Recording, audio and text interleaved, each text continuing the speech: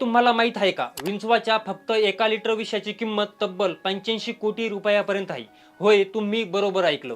तुम्ही सोशल मीडियावर विंचू शेतीचे अनेक व्हिडिओ पाहिले असतील. त्यात विंचूची मोठी झुंड एखाद्या खोलीत पाळलेली दिसते.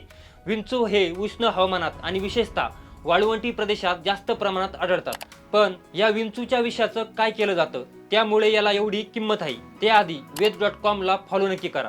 विंचू विषातील क्लोरोटॉक्सिन नावाचा घटक कॅन्सरग्रस्त पेशींचा शोध लावण्यास मदत करतो. याशिवाय विंचू विषाचा वापर हायपरटेन्शन म्हणजे उच्च रक्तदाबाच्या औषधामध्ये देखील केला जातो.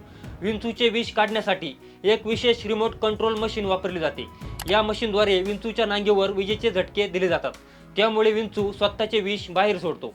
या विषाला नंतर गोठवून पावडरमध्ये रूपांतरित करून युरोप आणि अमेरिकेत निर्यात केली जाते.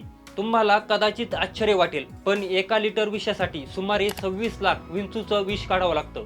विंचूच्या विषाला औषध निर्मितीत मोठी मागणी आहे, पण त्याचा जास्त गैरवापरही होतो. त्यामुळे भारतात विंचू शेतीसाठी अद्याप कायदेशीर मान्यता नाही. तुम्हाला काय वाटतं, भारतात विंचू शेतीला कायदेशीर मान्यता दिली पाहिजे का? हे कॉमेंटमध्ये नक्की सांगा. तसेच वेद.com ला फॉलो करायला विसरू नका.